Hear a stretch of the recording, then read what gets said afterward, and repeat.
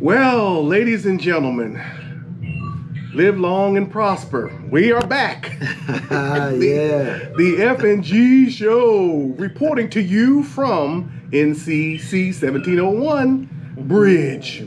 There you go. I think they saw it. Did we get out the way enough to see it? Yeah, I think we did. There you go, y'all. There it is. There you go. So this episode... This is one of the biggest Star Trek fans I know. In fact, he's the only Star Trek fan I know. Oh, gosh. No, I'm just joking. My mother loves Star Trek, too. I like the old school with Captain Kirk and Spock, you know. Well, they all old, and some have passed on. We got my little Spock right here. And there you go. There you go. Live long and prosper. We know you're a Star Trek fan if you can do that with relative ease. But if you got to pull your fingers apart, you need to work on it a little bit. Yeah. So we got a little knickknacks here.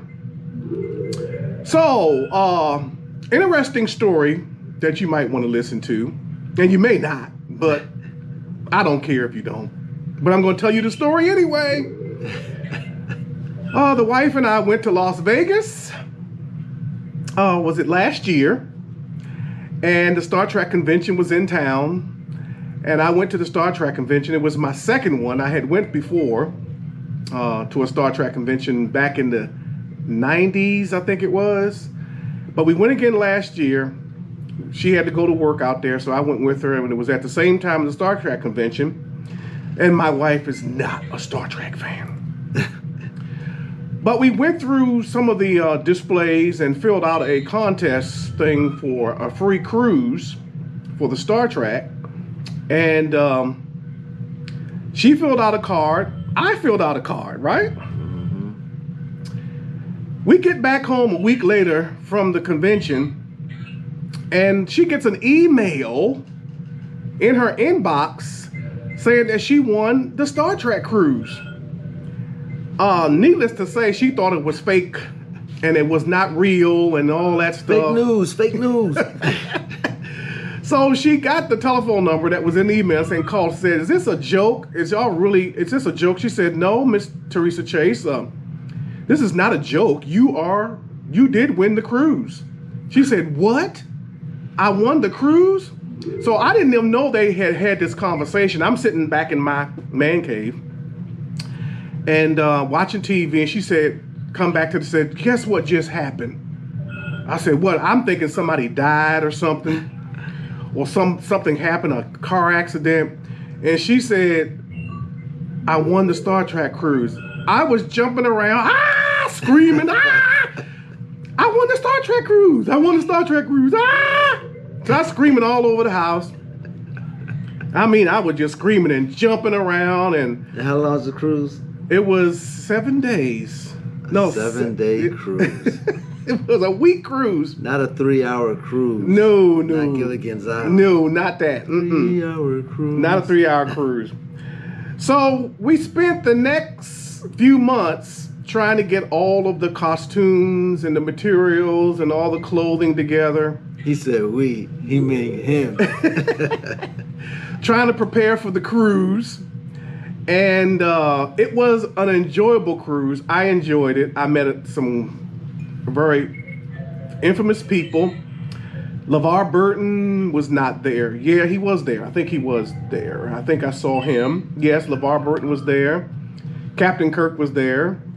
All the people some people from the old Star Treks, from the different cast members were there. And Kate Mulgrew, Captain Janeway was there. And your homegirl was there, wasn't she? Lieutenant Uhura was there. Yeah, Lieutenant Uhura. Oh, Lieutenant Uhura. What can I say? What can I say? Briefly, man, when was the last time you saw her, man? Well, the interesting story was she came to my high school back when I was in maybe the 8th, 9th grade, because she was doing the NASA mission to get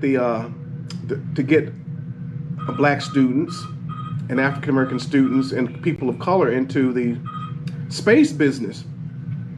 So I saw her at my high school, and little did I know, 35 years later, that I would see her again face to face on the Star Trek cruise. Man. So an interesting conversation ensued because she was 80-some years old. An interesting conversation ensued when I told her, and I took the picture with her. I said, "You came to my high school years and years ago." She said, "What high school was that?" I said, "Walbrook Senior High." She basically didn't remember, but you know, it was like, wow, I get to see her again. And I told her, I said, "This is the best day of my life." 60-year-old man, best day of his life. That I get to see you again. And I almost didn't because we had somewhere to go for another event and we couldn't miss it. And I thought I was going to miss her. So the people at the convention let me go in the line in the front because I was not going to be able to stand in line because I had somewhere else to go. So they let me go in. Be right back. Hold your horses. I'm going to show you the picture. See what crying do for you? You get to crying. They be like, "Let the old man up here. He want to see, you know, he cried enough." Look at me. It's a reflection.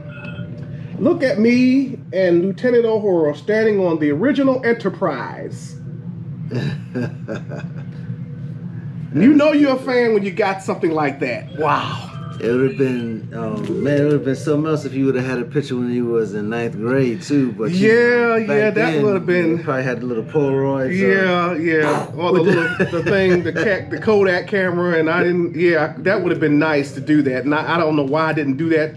As much as I watched Star Trek growing up, I should have had my camera when she came to my school. Yeah. So it was a fun trip. I plan on going back on another Star Trek cruise, and I hope you hear the little LCARS panels in the background and music and sounds to make it sound like we're on the bridge. And we're sitting in what you would call my man cave. And right now I'm getting ready to go do a little bit of renovation to turn my man cave into the bridge of the Enterprise. Don't know how much it's going to cost. I probably won't be able to do a full set, but we're going to try to make it as close as possible. Should be interesting to see. I'm trying to get this dude right here to go on a cruise with me, to a Star Trek cruise. Oh, I do a cruise, man. You do a cruise? Yeah, man. Especially got all that drinking too. Yeah, get some drinking in there, man. The Romulan ales are pretty good. The Romulan ale. I mean, I had nothing but Romulan ale. Now you know Romulan ale is forbidden in the galaxy. But I had some Romulan ale. It was delicious. So what are these you got here? You got these from the cruise? Yes, I brought a Star Trek cruise. This I had years ago, Mr. Spock. I had years ago. I had him years ago. This I got from the cruise. Water bottle. I haven't had anything to drink yet. But yeah. And my hat. And I got me a phaser. That looks like a glue gun. Set to stun to make sure I don't vaporize you. Set it to stun. That's my little phaser. It's supposed to work, but it doesn't actually work. It has batteries in it, and I tried to make it work. Bought it at the convention, but apparently it was so old it doesn't actually work anymore. So, but it's a nice little prop. Yeah, good memento.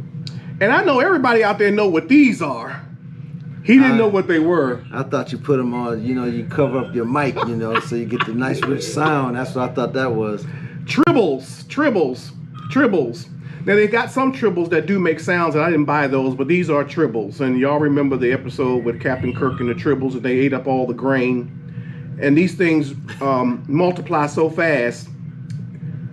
In about a week, you'll have 100 of them. The original gremlin right there. The original gremlin. The original gremlin. They shake. They do not like Klingons. When they get around a Klingon, they make wild noises. Go. They shake real bad when a Klingon. They do not like Klingons.